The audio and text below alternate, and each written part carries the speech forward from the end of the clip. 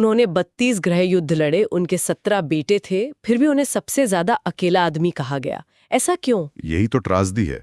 उनका जो राजनीतिक जुनून था वो उन्हें इतना अकेला बना देता है कि वो प्यार और अपनेपन को महसूस करने की क्षमता ही खो देते हैं। और वो जो सोने की मछलियां बनाते थे। हाँ, युद्ध के बाद वो घर लौट के सोने की छोटी छोटी मछलियां बनाते हैं और फिर उन्हें पिघला देते हैं। मतलब एक कभी ना खत्म होने वाला बेमतलब चक्कर। बिल्कुल, ये दिखाता है कि उनकी पूरी जिंदगी, उनका युद्ध, उनकी कला, सब ने उन्हें सिर्फ अकेला ही बनाया। और इसी कहानी में हमें वो चीज मिलती है जिसके लिए मार्केस सबसे ज्यादा जाने जाते हैं, जादुई यथार्थवाद। जी। जैसे एक लड़की का अचानक चादरों के साथ आसमान में उड़ जाना, या शहर में 4 साल से भी ज्यादा तक लगातार बारिश होना।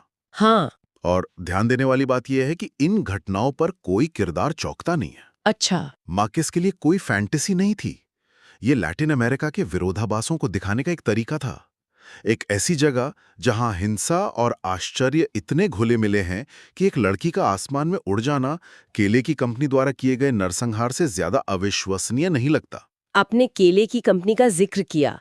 इस कहानी में वो एक बहुत ही क्रूर और वास्तविक घटना है जो मैकोंडो की किस्मत बदल देती है। हाँ, केला कंपनी का आना ही मैकोंडो के पतन की शुरुआत है। वो अपने साथ झूठी तरक्की और शोषण लेकर आती है। और जब मजदूर हड़ताल करते हैं तो सरकार हजारों लोगों को गोलियों से भून देती है और उनकी लाशों को ट्रेन में भरकर समुद्र में फेंक देती है।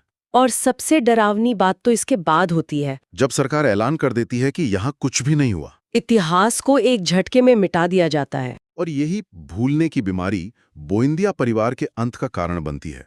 कहानी के आखिर में पता चलता है कि मेल्कोएडियस नाम के एक जिप्सी ने संस्कृत में लिखी पांडुलिपियों में पूरे परिवार का 100 साल का इतिहास पहले ही लिख दिया था। जी हाँ। तो इसका मतलब ये हुआ कि उनका भविष्य पहले से तय था, या ये एक चेतावनी है कि इतिहास को नजरअंदाज करने का यही अंजाम होता है? मेरे ख्याल से ये दोनों का मिलाजुला रूप है।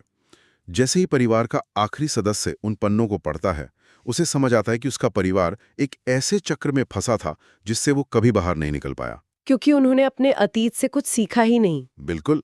और जैसे ही वो आखिरी पंक्ति पढ़ता है, एक तूफान पूरे मैकोंडो शहर को मिटा देता है। क्योंकि जैसा कि किताब कहती है, जिन वंशों को 100 वर्षों का एकांत मिला हो, उन्हें धरती पर दूसरा अवसर नहीं मिलता। सही। तो 100 वर्षों का एकांत सिर्फ एक कहानी नहीं, बल्कि एक चेतावनी है। अगर कोई समाज अपनी गलतियों को दोहराता रहा, इतिहास को भूलता रहा, तो वो भी एक मैकोंडो बन सकता है। और जाते जाते एक विचार सबके लिए छोड़ जाते हैं। ये सोचने वाली बात है कि कहीं हम सब भी अपने इतिहास की उन पंक्तियों को अनजाने में दोहरा तो नहीं रहे, जो एक ऐसे भविष्य की ओर ले जाती हैं जहां सिर्फ एकांत है।